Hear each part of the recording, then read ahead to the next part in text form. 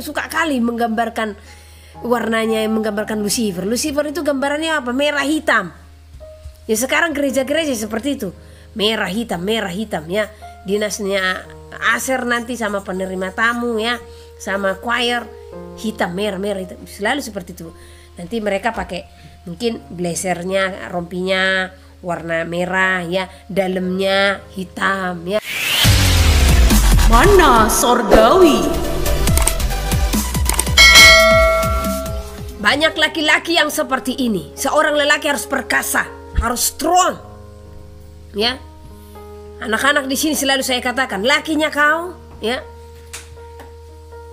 Anak-anak, lakinya Joshua laki. Ya. Karena kalau seorang laki-laki, ya, tetapi dia menyukai kehidupan seorang perempuan, dia disebut seorang banci, ya. Itu salah satunya. Jadi kalau anak saudara, dia seorang laki-laki, ajarkan dan didik dia untuk benar-benar bisa, ya, hidup sebagai seorang laki-laki untuk tidak menyukai apa yang disukai oleh perempuan, ya. Jangan pula anak saudara laki-laki tapi jalannya gini, ya. Nah, larinya pun seperti itu, ya, lunglai, langsung tegur dia, ya. Karena saya pernah punya teman, ya, saya selalu ingatkan mamanya. Jadi saat itu anaknya itu kalau tidak salah masih umur 6 tahun atau 6 tahun lah kayaknya ya, belum sekolah. Jadi anaknya ini suka fashion show dengan pakaian perempuan. Saya katakan, perhatikan anakmu, ya, karena besarnya dia bisa menjadi seorang banci, ya. Itu karena apa? Ya orang tuanya menertawakan dia dalam kehidupan yang seperti itu, akhirnya terbawa sampai besar, ya. Jadi selidiki, kalau memang sudah agak bersifat mental anakmu laki-laki, didik dia, ya. Harus berbeda cara mendidik laki-laki dengan perempuan, ya. Nah, berikutnya perhatikan supaya jangan sampai mereka itu jatuh ke dalam dosa LGBT, ya, sejenis. Nah, ini yang paling geram, ini yang memancing murka Tuhan, ya. Bahkan inilah yang membuat kegeraman Tuhan, kemurkaan Tuhan nyata atas dunia ini. Saya ingat 2016 Tuhan katakan, ada satu oknum di dalam dunia ini, saya tidak bisa sebutkan namanya, ya. Dialah yang membuka pintu gerbang untuk Sodom Gomora, katanya. Saudara pasti tahu siapa dia. Yang dulu pernah menjabat sebagai pimpinan satu negara besar di dunia, ya. Dan Tuhan menyebutkan namanya. Dialah orang yang memprakarsai, ya, untuk penerimaan dosa Sodom Gomora. Dan di saat kedudukannya lah Sodom Gomora memenuhi bumi. Jadi sekarang Sodom Gomora sudah memenuhi bumi. Bukan hanya saya saja yang melihat, saudara juga melihat, ya. Dan di sini betapa mirisnya melihat pendeta-pendeta yang menikahkan segala sesuatu yang tidak benar, ya. Saya heran bahkan di Thailand, di Vietnam, di Filipina, ya. Jangan sampai Indonesia, ya. Saya juga pernah dengar desas-desus, ya, sudah mulai katanya, ya. Jangan sampai Indonesia ada yang menikahkan ikatan satu jenis, ya. Perempuan ke perempuan, laki-laki ke laki-laki, ya. Saudara harus tahu, inilah yang menimbun kemurkaan Tuhan, yang akan menjadikan dunia ini nantinya akan habis dan lenyap dengan api. Ingat, di zaman Nuh, bumi ini lenyap dengan air. Tetapi di akhir zaman dan pada akhirnya, endingnya dunia ini, dunia akan lenyap dengan apa? Api. Sebagaimana Sodom Gomora ditonggang balikkan, dimusnahkan, dibinasakan. Demikian bumi ini akan dibinasakan dengan api. Hanya karena apa? Sodom Gomora telah memenuhi bumi. Hanya karena apa lagi? Perintah Tuhan telah dinodai kesuciannya. Itulah yang menimbun kemurkaan Tuhan. Kalau dunia melakukan itu, engkau bukan berasal daripada dunia ini. Engkau dan saya berasal daripada sorga. Jadi janganlah engkau sama dan serupa dengan dunia ini. Janganlah melakukan, mencintai hal-hal yang serupa dengan dunia ini. Banyak gereja-gereja yang sudah salah sekarang. Banyak gereja-gereja yang sudah menyimpang sekarang, ya. Jangankan menikahkan yang satu jenis, ya. Yang menikahkan, yang sudah pernah menikah, Ini banyak sekali ya. Herannya saya ya. Gereja-gereja karismatik ya sangat kuat dalam pengajaran ini. Tetapi banyak orang-orang yang mau menikah bahkan ditolak di Protestan ya. Tetapi mereka bisa menikah di karismatik. Heran saya ini ya. Ada apa ini ya?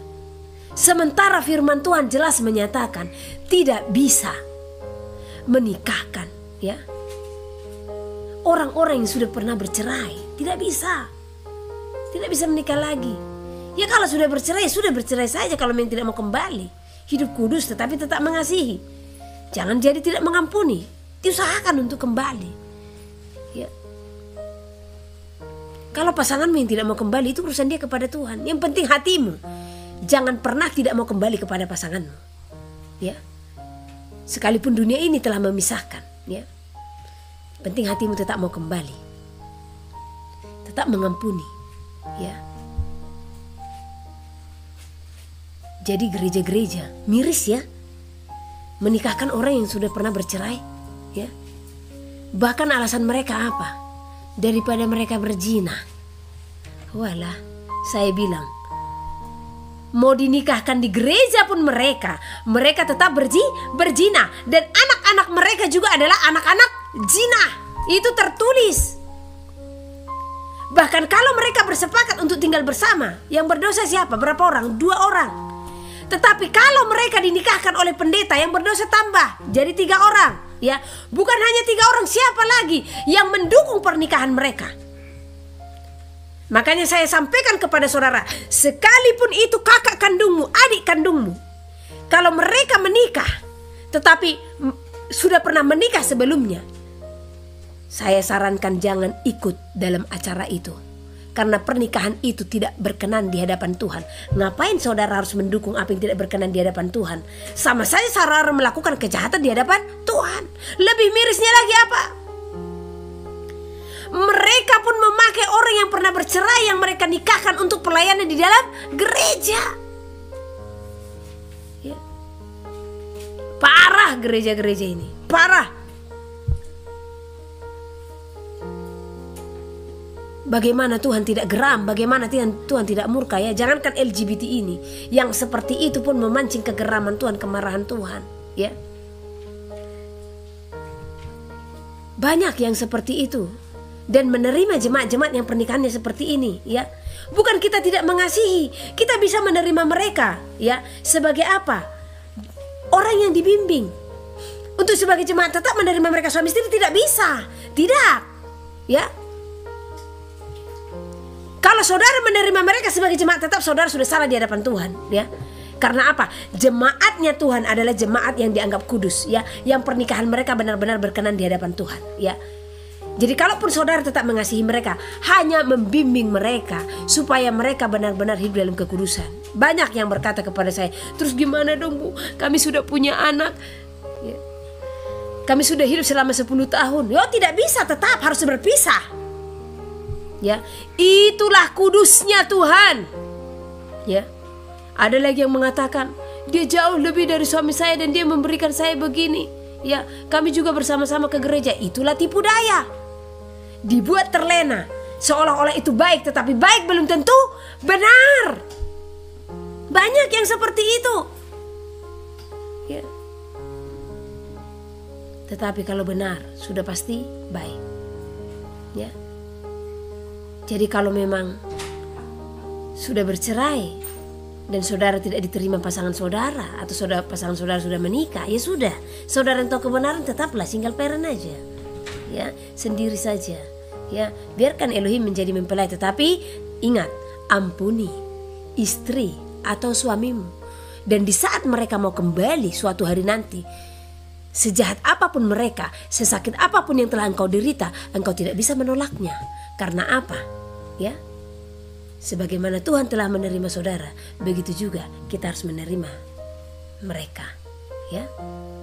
Nah, jadi tidak ada kompromi. Jangan pernah kompromi dengan dosa dan kesalahan ya. Banyak yang saya tahu seperti itu, banyak sekali ya. Jadi tetaplah hidup di dalam kekudusan, ya. Supaya apa? Di saat Tuhan datang nanti, engkau berkenan dan saya pun berkenan di hadapan Tuhan, ya. Nah, jadi tentang Sodom Gomora ini, ya. Ini harus diberantas. Makanya perhatikan hidup anak-anak saudara. Jangan sampai kedekatannya, karena kedekatan ini ya loh yang membuat mereka bisa terjatuh, ya. Apalagi perempuan, ya. Nah, di dalam kedekatan itu ada kenyamanan. Di dalam kenyamanan itulah timbul perasaan, ya.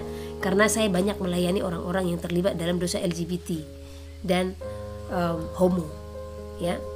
Nah, di saat saya bertanya kepada mereka, kok bisa timbul seperti itu? Apakah memang sudah dari dulu? Nah, ada yang mengatakan itu timbul karena kedekatan, ya. Nah, jadi rata-ratanya seperti itu. Satu contoh, si A dengan si B, ya.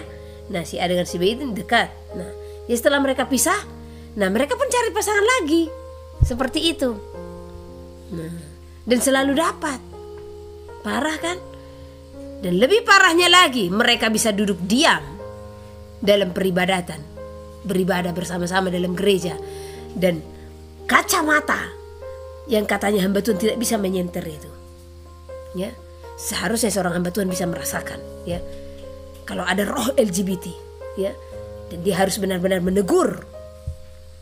Nah, seperti itu baru hamba yang benar-benar dipimpin oleh roh, ya. Nah, di tempat ini mana bisa ada seperti itu, ya. Saya sudah pernah cerita kepada saudara beberapa waktu lalu, ya. Ini kesaksian. Saya tidak bisa menyebutkan nama, ya. Kita punya saudara, ya. Mungkin ibu itu ada bersama-sama di sini, ya. Tapi tidak ada apa, Bu, ada sukacita, Bu. Ya. Jadi kesaksian ini hanya untuk menguatkan hati kita semua supaya kita lebih peka lagi. Nah, beberapa waktu silam ada kunjungan ke tempat ini, ya. Nah, jadi kunjungan ini anak daripada teman kita, saudara kita, ya. Nah, dimana ini di luar negeri, ya. Jadi si anak ini memiliki seorang kekasih. Nah, kekasihnya di Indonesia. Nah, jadi dia datang dari Indonesia, dari luar negeri, saya tidak usah sebutkan negaranya di mana, ke Indonesia. Nah, dan mamanya pesankan harus bertemu dengan saya, gitu, ya, karena anaknya ini yang duluan. Nah, akhirnya si anak gadis ini pun datang dan bertemu dengan kekasihnya ini yang kenalan dari sosial media. Makanya kalau yang kenalan dari sosial media harus benar-benar diselidiki juga, ya. Hati-hati jangan terjebak. Nah, ajarkan anak-anak gadismu, kalau hanya kenalan di sosial media, ya, harus benar-benar diselidiki, ya. Karena banyak orang yang rusak dari sosial media, ya. Nah, singkat cerita, mereka pun datang. Anak teman saya ini perempuan, ya. Mereka pun datang ke tempat kita. Nah, jadi pertama saya kaget gitu, ya. Yang datang 3 orang. Si cewek ini, nah, dan ada 2 laki-laki, 1 tinggi, 1 pendek. Nah, dan pendeknya lebih pendek dari saya. Saya pendek orangnya, hanya 1 meter 48, 47 pun, ya. 1 meter 47, jadi saudara ukur nanti di rumah. Jadi tinggi Bu Heni itu seberapa? Hanya 147, ya. Nah, dia lebih pendek dari saya, paling segini kemarin waktu kami berfoto, ya. Jadi waktu mereka datang, saya sudah peperangan, sudah tidak enak. Nah, ini ada sesuatu yang ganjil ini. Ini ada yang tidak beres ini, ada roh yang tidak apa ini, gitu, ya. Nah, tetapi saya tidak merasakan itu ada di dalam anak teman saya, tetapi ada di dalam kedua anak laki-laki itu, ya. Nah, setelah sampai di rumah, ya kan kita tidak langsung menunjukkan, ya. Tetap kita follow. Segitu pulang, saya sudah tanda tanya di dalam hati, ini nggak beres ini, ya. Ini bukan laki-laki, ini perempuan, ya. Tapi saya simpan. Saya ingat di negaranya bedanya sekian jam. Kalau saya telepon mamanya, ya, nah ini nanti dia udah tidur, pasti nggak bangun. Saya hanya mengganggu tidurnya, ya. Tapi mereka kan pulang. Saya paksa untuk menginap, tapi mereka tidak mau, ya. Nah, mereka pulang. Saya sampai tidak tidur. Jadi saya mengingat perbedaan jam di sana. Nanti kalau saya kasih tahu jamnya, saudara jadi tahu negaranya apa ya. Nah, jadi jam 2 pagi di Indonesia mereka sudah siang gitu ya. Saya tidak tidur. Jam 2 pagi, wah udah siang itu. Saya langsung telepon. Saya tidak tidur lagi ya. Salam Bu, saya bilang salam. Saya ingat katanya si cowok ini sekolah kedokteran. Nah, yang saya tahu sekolah kedokteran itu kalau di laki-laki minimal 165. 165 apa 155? 155 kalau nggak salah ya. Nah, saya lihat tingginya si cowok ini hanya ya paling 145 kali ya. Jadi pertanyaan saya yang pertama, Bu, saya bilang, ya, itu calon menantu Ibu, dia sekolah kedokteran ya? Iya. Semester berapa? Sekian, ya. Nah, dari semesternya sudah salah. Karena waktu saya interview dia, kamu tahun berapa mulai masuk dan kamu semester berapa? Nah, jadi saya ingat ibu ini cerita, dia sudah pernah cuti, ya. Pokoknya dari situ saya tidak ingat lagi tepat ceritanya. Nah, kemudian kedua, saya bilang, Bu, sekolah kedokteran tingginya minimal 155. Nah, kenapa rupanya Bu? Mohon maaf tidak merendahkan. Anak itu tidak sampai 155. Nah, kedua Bu, mohon maaf sepertinya itu calon menantu Ibu feminim. Saya bilang langsung, feminim saya bilang. Ya, ibu ini langsung kaget. Apa maksudnya Bu? Nah, dulu kan dia pernah telepon saya Bu. Saya pikir anak ibu laki-laki. Karena calon menantunya ini pernah telepon saya. Ada barang yang saya tanya, ya, untuk live streaming apa yang diperlukan. Jadi hanya nanya-nanya apa saja seperti itu. Karena katanya dia tahu ya. Seingat saya yang telepon saya itu perempuan. Nah, dan namanya pun mirip perempuan. Dan ternyata apa? Ya, anak ibu ini yang perempuan. Saya bilang, Bu, dia feminin. Lagi pula waktu teleponan sama saya, suaranya perempuan. Enggak loh Bu, karena suaranya besar loh. Enggak. Waktu teleponan sama saya suaranya perempuan, saya bilang. Nah, dan dia itu perempuan. Wah, bayangkan betapa histerisnya ibu ini. Ya, anaknya dari luar negeri datang ke Indonesia hendak bertemu dengan seorang yang sudah 3 tahun loh mereka berjalan bersama-sama dan komunikasi antara keluarga sudah bagus ya. Dan di sini yang paling mirisnya ya, keluarga yang mengaku sebagai laki-laki ini pun ikut menjadi seorang penipu ya. Nah, dan sebelum saya telepon, Immanuel bilang sama saya, Kak, katanya apa? Ada nggak yang ganjil kakak rasakan? Katanya. Saya pura-pura saya enggak. Kenapa? Dia bilang, seriuslah dulu katanya. Dan bapak-bapak di sini pun sudah merasakan ya. Saya bilang, kenapa rupanya? Noel, dia itu bukan laki-laki, dia perempuan katanya ya. Kalau saudara lihat laki-laki banget dia wajahnya ya. Nah, jadi akhirnya kita pun menolong ya. Saya pun harus berangkat dari tempat ini pagi-pagi benar ya, mengejar perempuan itu. Saya pun berpura-pura tidak mengetahui masalah, tidak mengetahui kalau dia laki-laki ya. Dan yang penting anak kawan ini sampai ke tangan kami. Nah, seperti itulah kalau memang ada roh Tuhan ya, sepintar apapun orang ya pasti ketahuan ya, pasti ketahuan siapa dia.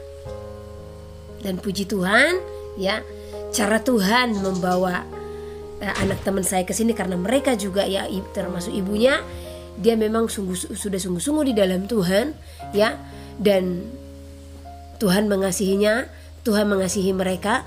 Tuhan tidak mau ya mereka pun semakin terpuruk dengan keadaan itu ya.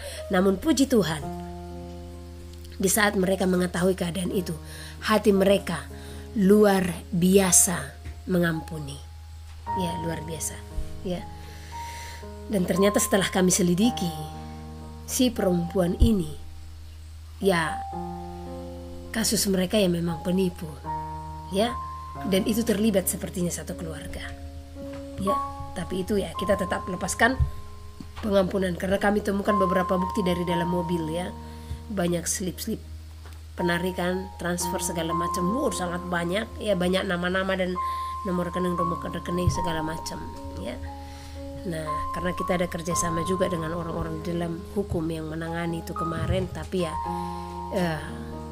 kita tidak tindak lanjutin ke pengadilan, tidak ya. Kita tetap mengampuni supaya anak ini pun jerah ya, seperti itu.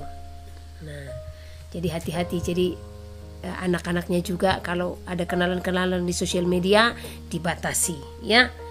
Nah, jadi ini yang saya sampaikan tadi, kalau memang ada center yang benar-benar center ya, yang daripada Roh Kudus, mau 1000 pun jemaat, pasti seorang hamba itu merasakan dosa itu. Pasti si hamba itu akan merasakan bagaimana itu diam di tempat itu ya. Oke, kita lanjut ya. Pencuri ya, orang kikir. Nah, pencuri jangan pernah mencuri apapun itu ya. Waktu yang tadinya harus kita berikan kepada Tuhan, tapi kita curi itu, kita berikan kepada dunia. Nah, itu juga pencuri di hadapan Tuhan. Nah, orang kikir, orang pelit ya. Jadi jangan pelit-pelit ya. Nah, jikalau engkau mempunyai 2, berikan kepada temanmu 1. Itu firman. Hidup harus seimbang ya. Orang kikir ya. Jangan pernah menjadi orang kikir, karena banyak orang kikir di dalam dunia, apalagi sudah kaya. Rata-rata orang kaya ini kikir ya. Nah, jadi dosa kikir ini banyak sekali. Jadi selidiki dirimu. Jangankan kita jemaat biasa, hamba yang katanya sebagai hamba Tuhan, banyak yang kikir, sangat banyak sekali ya. Yang lebih mirisnya yang kita tahu, jikalau ada jemaatnya yang sakit, kalau itu jemaat yang berkekurangan, si hamba ini ya paling menyuruh nanti pengerjanya untuk menjenguknya ya. Nah, tetapi kalau itu orang kaya, pasti hamba Tuhannya langsung yang terjun ya. Saya pernah mengingat bagaimana seorang hamba Tuhan, ini terkenal juga ini, vokal ini. Kalau saudara lihat itu berkhotbah ya, pengikutnya juga puluhan ribu itu ya di sosial media. Saya mengingat seorang pengerjanya selama 25 tahun bekerja di tempatnya ya. Bahkan dari belum punya anak, pengerjanya ini sudah bekerja di sana ya. Jadi para hamba Tuhan juga pengerjanya dilayakkan karena mereka Lewi. Hati-hati ya. Tuhan mendengar jeritan jiwa mereka. 25 tahun itu diurus ya. Gak digaji kali itu ya. Nah, tetapi di saat dia sakit bahkan meninggal, tidak dianggap. Itu kekecewaan orang tua yang paling mendalam dan disampaikan kepada semua orang ya. Tidak dianggap ya. Padahal begitu mengabdinya sampai tidak menikah ya. Nah, jadi siapapun yang ada di hadapanmu, jikalau mereka telah mengabdi kepadamu, layakkan mereka. Anggap itu darah dagingmu sendiri ya. Jangan ada perbedaan ya. Jangan jadikan mereka menjadi budak. Tidak ada lagi perbudakan ya. Nah, makanya kalau satu contoh, saya pergi ke rumah orang kaya ya, pembantu saya katanya telingaku seperti kurang enak mendengarnya ya. Nah, pembantu itu partner, rekan sekerja. Tanpa pembantu, coba bisa nggak ibu rumah tangga ini, apalagi wanita-wanita sosialita, sanggup nggak? Kalau rumahnya sudah besar banget, sanggup nggak mengurus ya. Jadi jangan pernah merendahkan pembantu, apalagi anak-anak majikan ini ya. Jadi bagi saudara-saudara yang punya pembantu ya, hargai mereka. Jangan anggap mereka sebagai pembantu, rekan sekerja gitu, enak didengar ya. Nah, asisten rumah tangga enak didengar, jangan bilang pembantu, babu, segala macam. Karena tanpa mereka sanggup enggak ya. Bahkan anak-anak saudara banyak besar di tangan mereka loh ya. Jadi kalau karakter anak saudara sama seperti rekan sekerja itu, ya jangan heran waktunya banyak bersama dia ya. Karena anak itu bertumbuh ya dengan apa? sesuai dengan orang yang mengurusnya. Seperti itu.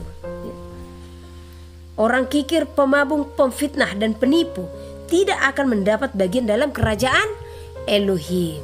Ya, ingat ya, orang kikir, pejinah, orang cabul, banci, pencuri, orang pemabuk, pemfitnah, penipu tidak akan mendapat bagian dalam kerajaan Elohim. Ya, jadi lihat di mana dirimu.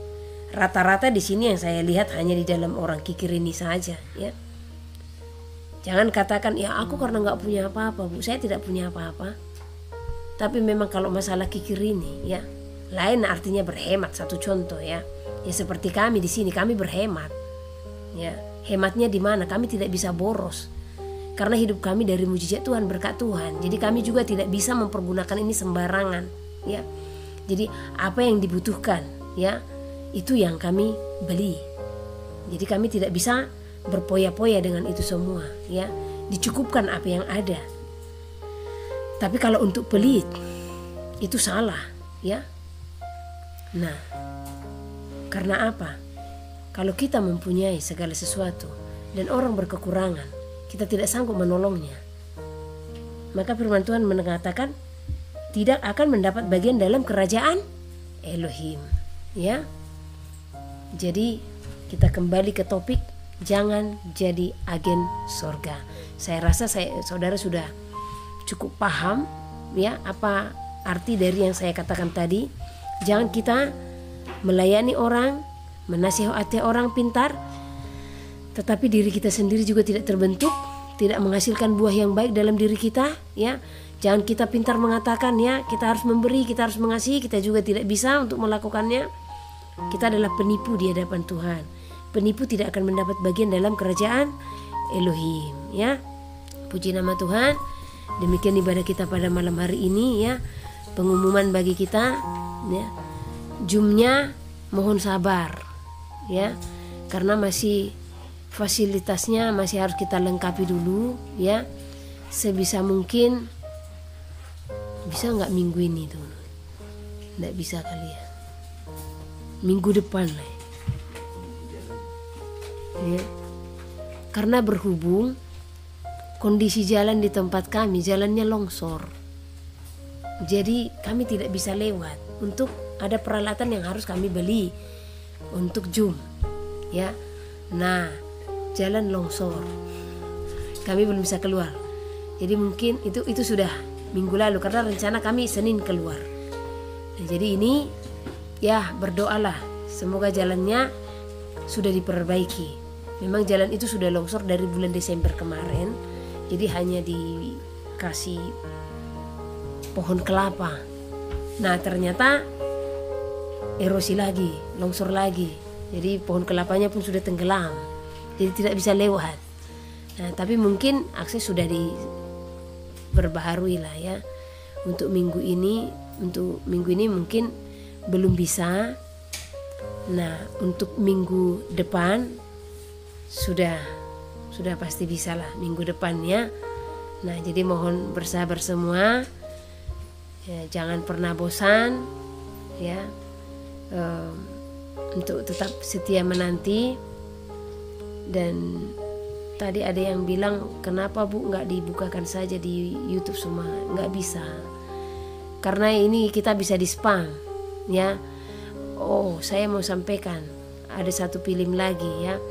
Jadi film yang kemarin saya sampaikan kepada saudara ada dua, ya.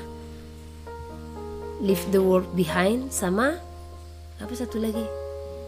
The New World Order, ya. Nah, saudara pasti sudah mempelajari, ya. New World Order sama Leave the World Behind. Nah, jadi yang akan datang ini apa? Ya. The New World Order memang akan datang, ya. Ini murni cerita daripada Alkitab, kitab suci, ya. Nah, kalau Leave the World Behind, ini perancangan yang telah dirancangkan oleh si penguasa-penguasa dunia ini untuk kita pahami, ya.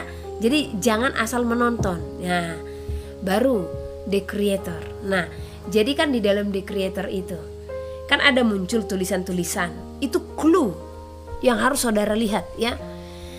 Dan di dalam film The Creator ya, coba perhatikan ada apa di sana ya. Di sini tidak bisa saya ungkapkan semua. Coba yang paling nyata lah dulu ya. Ada lagu Indonesia di sana. Lagunya bahasa Indonesia maksudku ya. Dan wilayah-wilayah itu saudara kenali ya. Nah, kedua, si biksu itu ya yang memanggil Yosua, datanglah kemari.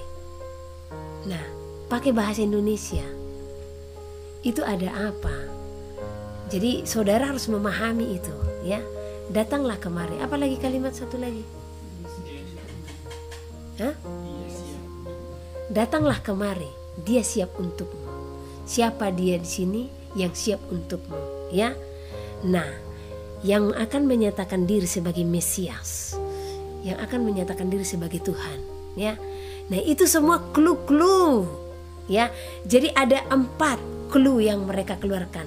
The Creator, the Child, the Friend, dan the Mother. Nah, coba saudara berpikir, pencipta, anak, sahabat, mother, ini berbicara apa sebenarnya ya? Ini adalah kepribadian-kepribadian yang Tuhan nyatakan dalam dirinya, yang mau diduplikatkan oleh manusia. Pencipta, dia adalah Elohim, tetapi mereka mau menjadikan itu dengan diri mereka ya. The Child ya, kan digambarkan anak-anak di sana seperti disayangi dan disukai dan dilindungi ya. Nah, jadi kan mereka mau meniru, karena Elohim pencipta itu datang sebagai anak manusia ya. The Friend, nah Elohim kita. Jadi mereka juga mau meniru ini ya.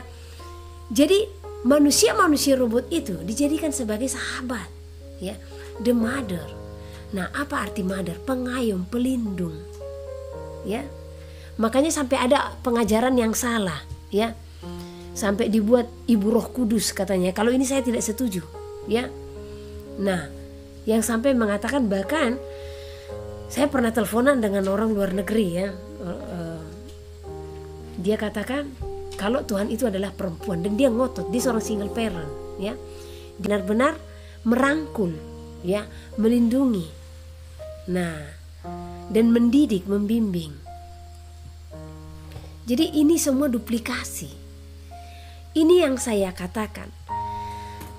Saya yakin dan percaya kemurkaan itu akan nyata. Di saat apa? Gambaran kaliknya itu akan dinyatakan. Ini 2016 saya sudah dapat loh ya. Sebelum saya tahu yang namanya kalau manusia-manusia ini akan diciptakan ya, Tuhan sudah kasih gambaran ke saya kalau manusia-manusia akan diduplikatkan, akan diciplak ya.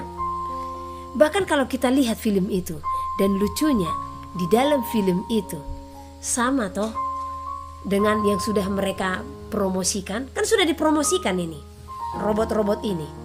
Kalau saudara pernah lihat videonya ya, persis kan yang di belakang itu. Nah, di film itu pun persis.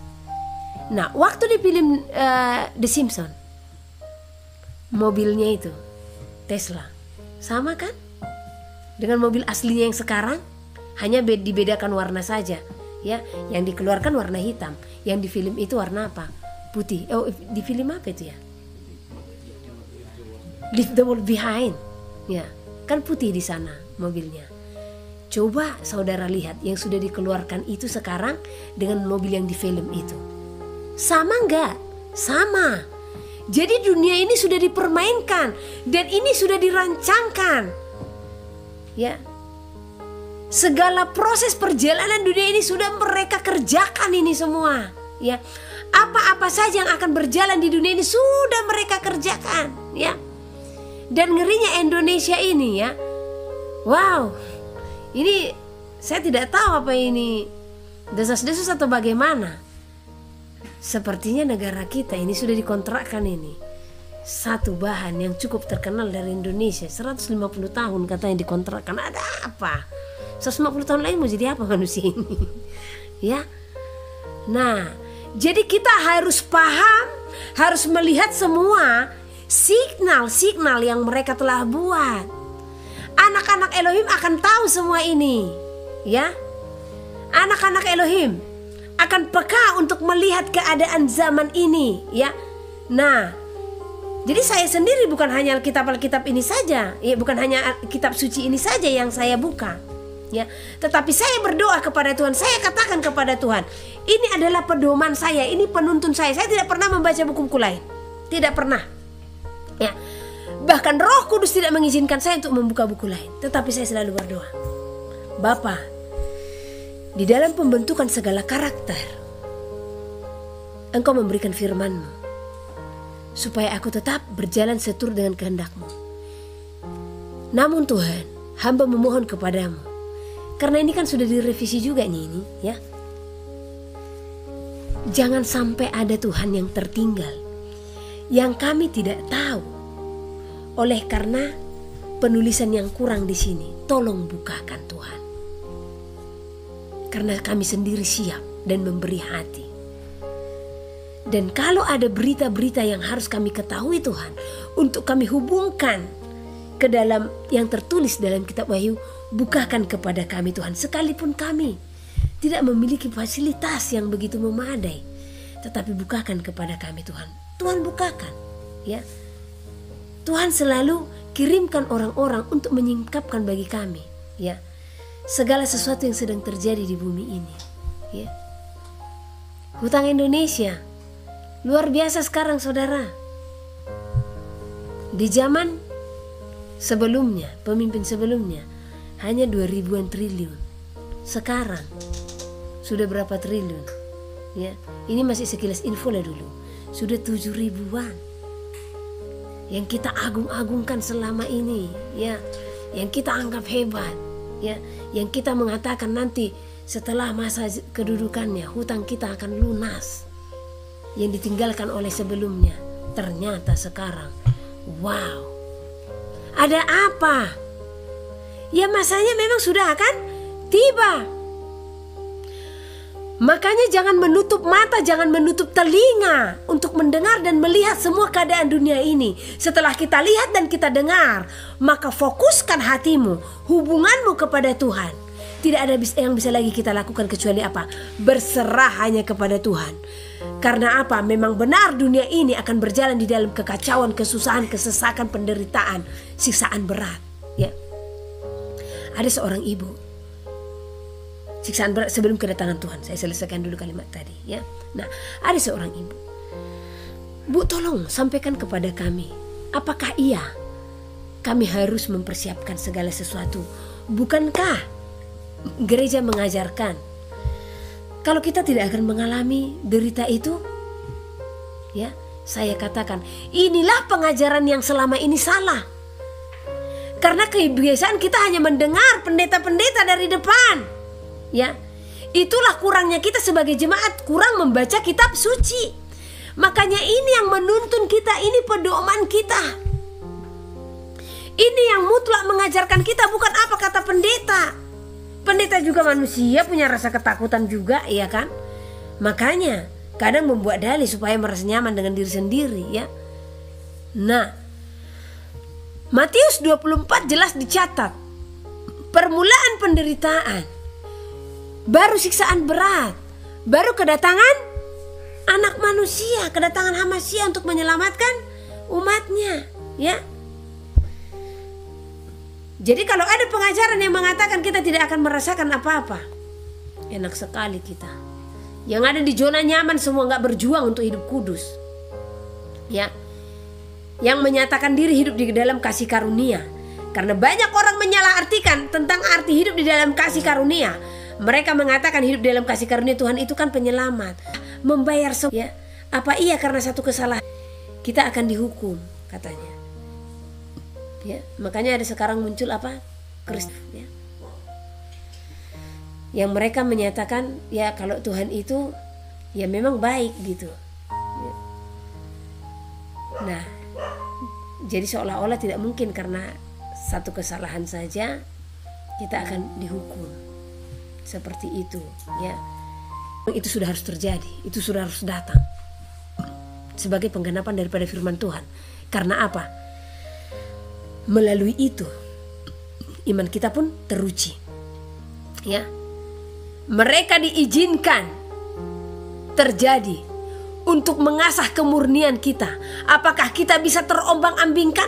Apakah kita bisa tersesatkan dengan pengajaran-pengajaran yang masuk logika? Karena manusia lebih mengandalkan logikanya daripada hikmat Elohim. Ya. Karena hikmat Elohim bertentangan dengan hikmat manusia. Ya. Saya ceritakan satu kesaksian kecil. Ya. Puji Tuhan, ini sudah finish ya. Paling sedikit lagi untuk membenah-benahi ya. Ada sedikit lagi catnya. Ya. Kita sekarang sudah ada di pondok kita, rumah doa. Ya. Mohon maaf saya tadi lupa menyampaikannya. Walau masih tetap pembenahan ya. Nah, tapi kita tetap di sini sembari kita memfasilitasi ya. Waktu membangun ini, bahkan Tuhan memerintahkan supaya saya mencat warnanya putih. Ya. Nah, saat itu saya bilang, ini kan on the forest loh, hutan ini. Ya. Nah, orang kan kadang datang juga dari desa ke sini. Saya bilang, Tuhan, masa iya si putih, bangunan kayu di hutan lagi, apa enggak menyolok sekali? Ya, karena tadinya saya berpikir warnanya natural saja. Kalaupun saya harus pletur dia warna kayu seperti itu ya. Jadi secara daging saya bertentangan dengan warna putih, ya. Tetapi saya orang yang tunduk akan perintah Roh Kudus. Saya tidak mau menentang, sekalipun keinginan saya, karena saya suka klasik, ya. Nah, saya tadinya mau warnanya ya seperti ini saja, ya. Ternyata setelah selesai, saya duduk dan merenung. Sekiranya warnanya ini kayu, kami akan gelap beribadah, ya. Nah, setelah saya lihat putih, dikasih lampu dan langsung terang. Oh iya. Dan saudara pun kan melihat langsung bersih ya.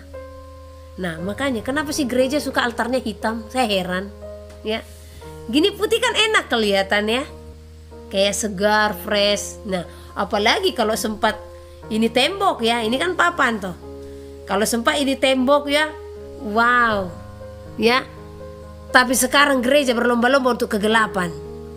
Coba, ya. Nah, buat KKR, saya pernah nonton KKR di Surabaya, ya. Ini hamba Tuhan yang sangat besar yang selalu bawa rantai-rantai. Nah, saya ikuti. Semua pengerjanya pakai baju hitam-hitam dari atas ke bawah, ya. Saat itu memang saya bilang sama Tuhan, Tuhan, bisa tidak saya ke sana? Tuhan berkenan, karena entah kenapa kok saya merasakan kok tidak nyambung gitu ya. Ada apa sih? Padahal kalau kita melihat di TV ya, enak dia berkhotbah segala macam, pengikutnya juga banyak ya. Nah, saya bilang sama Tuhan, Tuhan saya minta tanda. Kalau memang itu berkenan di hadapan-Mu, berikan saya tanda tentang kemuliaan-Mu, ya. Kalau memang tidak berkenan, saya akan melihat kegelapan.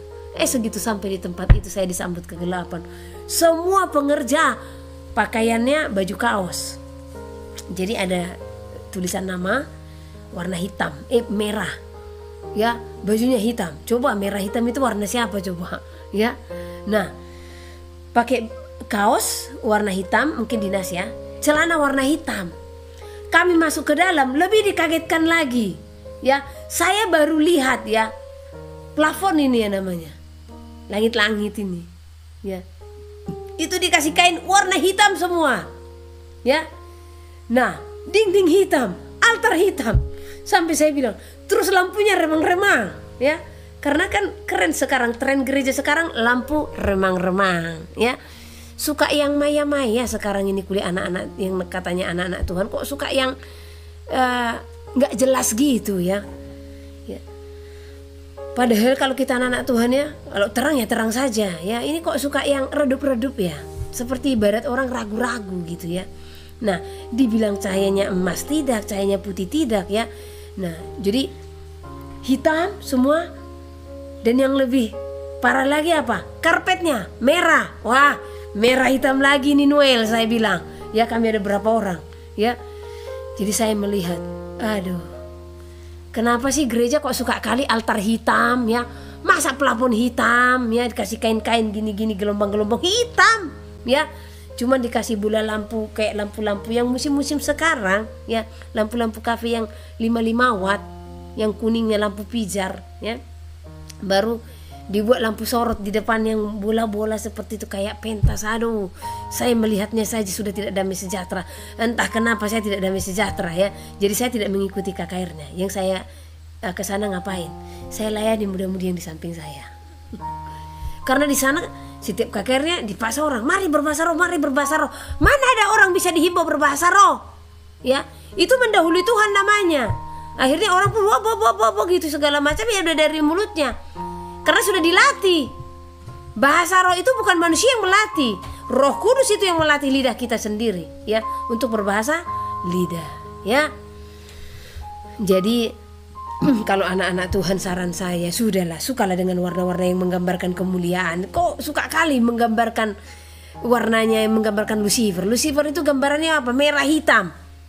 Ya sekarang gereja-gereja seperti itu. Merah hitam ya. Dinasnya Aser nanti sama penerima tamu ya, sama choir hitam, merah hitam. Selalu seperti itu. Nanti mereka pakai mungkin blazernya, rompinya warna merah ya, dalamnya hitam ya. Coba deh ya, choir itu pakai baju putih. Bukan karena saya pakai baju putih ya. Nah, minimal biru-biru muda gitu ya kan, warna gold ya, atau warna hijau, ungu, lambang keagungan Tuhan ya, warna-warna yang melambangkan yang dituliskan dalam kitab suci ya, kan keren ya. Nah, ini hitam di mana-mana, lampu diskotik, apa bedanya ya? Akhirnya orang pun nggak bisa baca Alkitab. Baca apa? Baca handphone ya. Jadi memicu orang untuk baca handphone. Saya tidak sarankan orang itu baca Alkitab dari handphone ya. Saya sarankan itu dari Alkitab langsung. Ada perbedaan loh, saudara rasakan saja, ada perbedaan ya.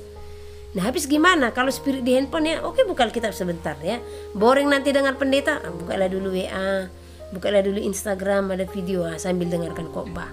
Coba apa enggak menyatukan? Itu siasat loh yang dirancangkan si jahat. Jadi saudara jangan ikut dalam siasat yang dirancangkan si jahat itu ya. Nah, jadi kalau satu contoh, saudara ya gambarkanlah kemuliaan Tuhan itu ya, gambarkanlah kesucian dan kemurnian itu ya. Jadi ini warna yang Roh Kudus sendiri yang memberikannya, putih. Jadi semua dinding ini kalau saudara datang ke sini putih semuanya ya. Nah, bukan karena gila putih, tetapi karena perintah Tuhan putih. Nah, setelah jadinya ini baru saya mengerti, ampuni hamba-Mu Tuhan.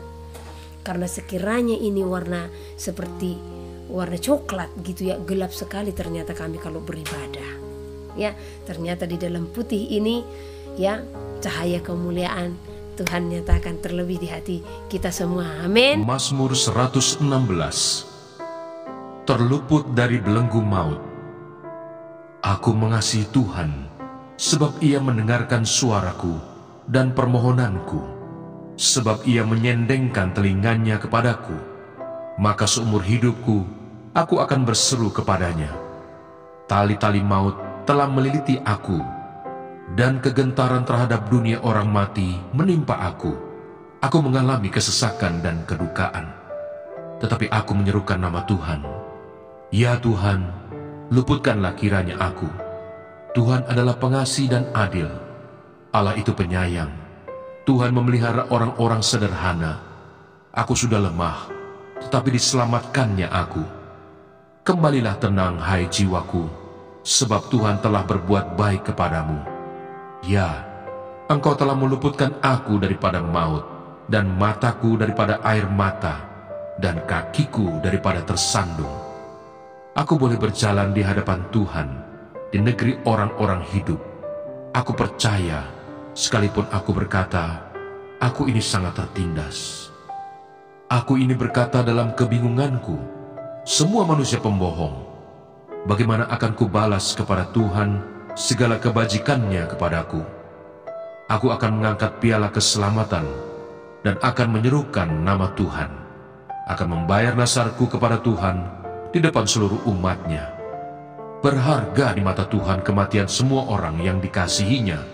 Ya Tuhan, aku hambamu, anak dari hambamu perempuan. Engkau telah membuka ikatan-ikatanku. Aku akan mempersembahkan korban syukur kepadamu dan akan menyerukan nama Tuhan. Akan membayar nasarku kepada Tuhan di depan seluruh umatnya, di pelataran rumah Tuhan, di tengah-tengahmu, ya Yerusalem. Haleluya. Mazmur 117. Pujilah Tuhan, hai segala bangsa. Pujilah Tuhan, hai segala bangsa. Megahkanlah Dia, hai segala suku bangsa. Sebab kasih-Nya hebat atas kita, dan kesetiaan Tuhan untuk selama-lamanya. Haleluya. Mazmur 118. Nyanyian puji-pujian. Bersyukurlah kepada Tuhan sebab Ia baik, bahwasannya untuk selama-lamanya kasih setianya. Biarlah Israel berkata, bahwasanya untuk selama-lamanya kasih setianya. Biarlah kaum Harun berkata, bahwasanya untuk selama-lamanya kasih setianya. Biarlah orang yang takut akan Tuhan berkata, bahwasanya untuk selama-lamanya kasih setianya. Dalam kesesakan aku telah berseru kepada Tuhan. Tuhan telah menjawab aku dengan memberi kelegaan. Tuhan di pihakku, aku tidak akan takut. Apakah yang dapat dilakukan manusia terhadap aku? Tuhan di pihakku, menolong aku. Aku akan memandang rendah mereka yang membenci aku. Lebih baik berlindung pada Tuhan daripada percaya kepada manusia. Lebih baik berlindung pada Tuhan daripada percaya kepada para bangsawan. Segala bangsa mengelilingi aku. Demi nama Tuhan, sesungguhnya aku pukul mereka mundur. Mereka mengelilingi aku, ya, mengelilingi aku. Demi nama Tuhan, sesungguhnya aku pukul mereka mundur. Mereka mengelilingi aku seperti lebah. Mereka menyala-nyala seperti api duri. Demi nama Tuhan, sesungguhnya aku pukul mereka mundur. Aku ditolak dengan hebat sampai jatuh, tetapi Tuhan menolong aku. Tuhan itu kekuatanku dan mazmurku. Ia telah menjadi keselamatanku. Suara sorak-sorai dan kemenangan di kem orang-orang benar. Tangan kanan Tuhan melakukan keperkasaan. Tangan kanan Tuhan berkuasa meninggikan. Tangan kanan Tuhan melakukan keperkasaan. Aku tidak akan mati, tetapi hidup. Dan aku akan menceritakan perbuatan-perbuatan Tuhan. Tuhan telah menghajar aku dengan keras, tetapi Ia tidak menyerahkan aku kepada maut. Bukakanlah aku pintu gerbang kebenaran. Aku hendak masuk ke dalamnya, hendak mengucap syukur kepada Tuhan. Inilah pintu gerbang Tuhan. Orang-orang benar akan masuk ke dalamnya. Aku bersyukur kepadamu, sebab Engkau telah menjawab aku dan telah menjadi keselamatanku. Batu yang dibuang oleh tukang-tukang bangunan telah menjadi batu penjuru. Hal itu terjadi dari pihak Tuhan, suatu perbuatan ajaib di mata kita. Inilah hari yang dijadikan Tuhan. Marilah kita bersorak-sorak dan bersukacita karenanya. Ya Tuhan, berilah kiranya keselamatan. Ya Tuhan, berilah kiranya kemujuran. Diberkatilah Dia yang datang dalam nama Tuhan. Kami memberkati kamu dari dalam rumah Tuhan. Tuhanlah Allah, Dia menerangi kita. Ikatkanlah korban hari raya itu dengan tali pada tanduk-tanduk mezbah. Allahku Engkau, aku hendak bersyukur kepadamu. Allahku, aku hendak meninggikan Engkau. Bersyukurlah kepada Tuhan, sebab Ia baik, bahwasanya untuk selama-lamanya kasih setianya. Mana Sorgawi.